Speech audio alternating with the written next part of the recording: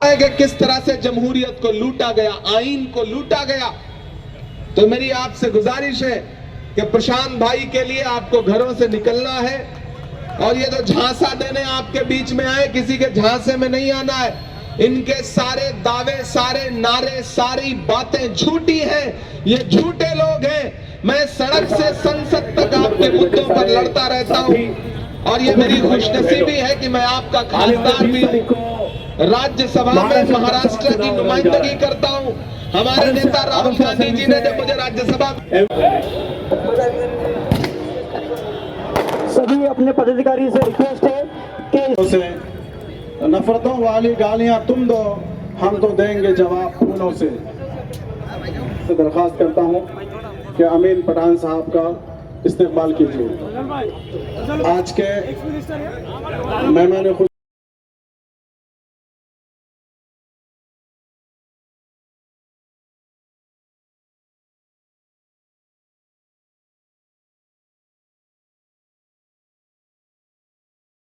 कोंडवा इस जगह का नाम है ना, कोंडवा की ये सरजमीन और मेरी आंखों के सामने बड़ी तादाद में बैठे हुए हमारी माएं, बहनें, नौजवान साथियों, बुजुर्गों,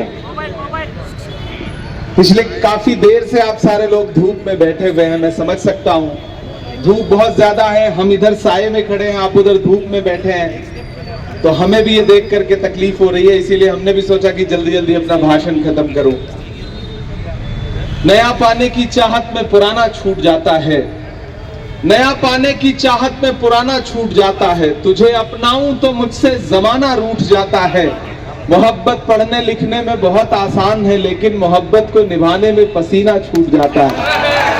हमें पता है आप धूप में बैठे हुए हैं, आप हमारी मोहब्बत में, प्रशांत भाई की मोहब्बत में आप धूप में भी बैठे हैं। मैं आपकी मौजूदगी को सलाम करता हूं। मैं बहुत दूर से चल के आपके बीच में ये कहने आया हूं कि आने वाली 20 तारीख को न सिर्फ आपको हड़पसर के मुस्तकबिल का फैसला करना है, बल्कि महाराष्ट्र के मुस्तकबिल का भी फैसला करना है। ये इलेक्शन अगर आपको लगता है कि सिर्फ एक आमदार चुनने का इलेक्शन है, तो आप बहुत छोटा सोच रहे हैं। ये इलेक्शन, इस इलेक्शन का रिजल्ट और इस इलेक्शन का मकसद बहुत बड़ा है। एक तरफ वो ताकतें खड़ी हैं जो कहती हैं कि वो महायुति हैं, और एक तरफ हम खड़े हैं जो हम कहते हैं कि हम महाविकास अघाड़ी हैं। एक तरफ उनके नारे क्या हैं, बटोगे कटोगे, मंगलसूत्र छीन ले जाएंगे, भैंस खोल ले जाएंगे, उल्टा लटका देंगे, ढहा देंगे, जला देंगे। और एक तरफ हमारे नारे क्या हैं, आइए मोहब्बत की दुकान खोलते हैं नफरत के बाजार में। ये लड़ाई मोहब्बत और नफरत के बीच में है।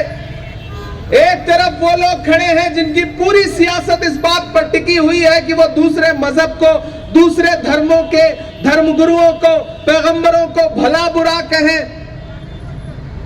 तो उन्हें यह समझना चाहिए कि तारीख ने वो दौर भी देखा है कि जो नाम लेते हुए चिढ़ते थे, एक दिन ऐसा आया कि खुदा ने उनको भी उस रोशनी से महजूज किया। जिन्हें यह लगता है कि नफरत की बुनियाद पर वो इलेक्शन जीत लेंगे, ये इलेक्शन बताएगा कि नहीं, महाराष्ट्र में नफरत हारेगी और मोहब्बत जीतेगी। प्रशांत भाई आपके अपने हैं, आपने प्रशांत भाई का काम देखा है, और इनके सामने जो खड़े हैं, महाराष्ट्र इस बात का गवाह है कि कोरोना के दौरान किस तरह से यहां पे जमहूरियत को लूट करके एक सरकार बनाई गई। दिल्ली में बैठा हुआ हाकिम यह चाहता है कि सरकार ने पहले यहां पर एक चलती हुई सरकार को तोड़ा, उससे भी सुकून नहीं मिला तो सियासी दलों को तोड़ा, उससे भी सुकून नहीं मिला तो चुनाव निशान छीन ले गए। लेकिन वो भूल जाते हैं कि आप घड़ी तो छीन सकते हो, लेकिन किसी का अच्छा वक्त कैसे छीन पाओगे।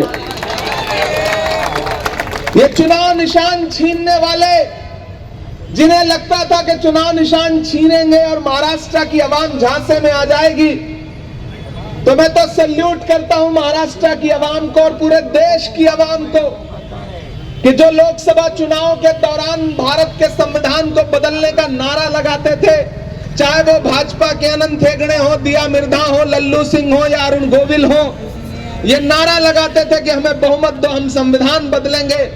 लेकिन भारत की जनता को सैल्यूट करता हूं कि जिसने 400 पार का नारा लगाने वालों को 240 पे लाके ऐसे पटका कि अपने पैरों पे खड़े नहीं होने पाए। उन्हें बैसाखियां उधार लेनी पड़ी, 2 बैसाखियां उधार ली, एक बिहार से, एक आंध्र प्रदेश से, एक नीतीश बाबू, एक चंद्र बाबू। एक बैसाखी छिटकी, दिल्ली वाली सरकार की सांस अटकी। और ये कभी भी हो सकता है, महाराष्ट्र में रिजल्ट अच्छा आ जाए तो क्या पता नीतीश जी का मन बदल जाए कि चलो 2025 में इंडिया गठबंधन के साथ चलते हैं। उनका तो इतिहास भी रहा है ऐसा। तो मेरे भाई, ये लड़ाई भारत के संविधान को बचाने की है, ये लड़ाई महाराष्ट्र की अस्मिता को बचाने की है। यहां कोंडवा में, उधर सईदुल्ला नगर, सैयद नगर था, मैं दोनों जगहों पे होके आ रहा हूं। अवाम में महाविकास अघाड़ी को लेकर के जोश है। मैं पिछले 7-8 दिन से झारखंड में चुनाव प्रचार में था, फिर पिछले 3 दिन से महाराष्ट्र में हूं। श्रीरामपुर से लेके, पाथरी से लेके, जालना से लेकर के, रावेर से लेकर के, नांदेड़ होते हुए यहां पहुंचा हूं। मंदिरों में भजन चल रहा है, मस्जिदों में दुआ चल रही है। हमारी गारंटी क्या है कि हर खवातीन को, हर महिला के खाते में 3000 रुपए। हमारी गारंटी क्या है? 25 लाख रुपए का हेल्थ बीमा। हमारी गारंटी क्या है? नौजवानों को रोजगार। हमारी गारंटी क्या है? शहर में अमन, सुकून, चैन, नफरत की बात करने वालों को शहर में घुसने न देना, ये हमारी गारंटी है। इसलिए आप सबसे अपील करता हूं कि हड़पसर का जो चुनाव है, वो जो महायुति के लिए भी बहुत प्रतिष्ठा का चुनाव है। अभी तमाम हथकंडे दिखाई जाएंगे। उनका एक चेहरा अलग है, दूसरा चेहरा अलग है। एक चेहरे में नरेंद्र मोदी जी की फोटो है, दूसरे चेहरे से नरेंद्र मोदी जी की फोटो गायब है। जब आपके बीच में वो पोस्टर आएगा तो उसमें न मोदी होंगे, न अमित शाह होंगे, न शिंदे होंगे। लेकिन वही पोस्टर जब दूसरी जगह जाएगा तो उसमें अमित शाह जी ऊपर होंगे, योगी जी होंगे, नरेंद्र मोदी जी होंगे। तो क्या मिली है ऐसे लोगों से जिनकी सूरत छिपी रहे? नकली चेहरा सामने आए, असली सूरत छिपी रहे। इन्हें पहचानिए और इन्हें पहचान करके आने वाली 20 तारीख को जवाब दीजिए इस बात का कि ये इलेक्शन भारत के आईन को बचाने का इलेक्शन है। कांग्रेस पार्टी, शिवसेना, उद्धव ठाकरे साहब गुट और एनसीपी, शरद पवार साहब की जो महायुति है, ये जो महाअघाड़ी है, महागठबंधन है, वो भले महायुति अपने आप को बोलते हैं, मैं तो उनको महाभ्रष्ट बोलता हूं। भारत की सबसे भ्रष्ट सरकार अगर कोई है तो महायुति सरकार है। असली गठबंधन जो है वो महाविकास अघाड़ी का है, जो विकास के लिए गठबंधन हुआ है। तो मैं आपसे अपील करूंगा कि प्रशांत जगताप जी आपके अपने कैंडिडेट हैं, आपने इनकी खिदमत देखी है और मैं भी हजारों किलोमीटर दूर से चल करके इनकी जमानत लेने के लिए आपके बीच में आया हूं। यहाँ जो भी इस एतराफ में हमारे अपने समाज के लोग हैं, हमारे अपने इलाके के लोग हैं, जो परदेसी साथी हैं, मैं उन सब से अपील करता हूं कि मेरे आने की लाज रखिएगा और अपना एक एक वोट लेकर के घरों से बाहर निकलिए। क्या हाथ का पंजा, क्या मशाल, क्या तुतारी, हम एक हैं, एकजुट होकर के लड़ रहे हैं। जाइए, हाथ के पंजे का इस्तेमाल बटन दबाने के लिए करिए, मशाल लेकर के घर से निकलिए ताकि इंकलाब आ सके और तुतारी बजाइए ताकि गद्दार भाग सके। ये इलेक्शन धोखेबाजों के खिलाफ है।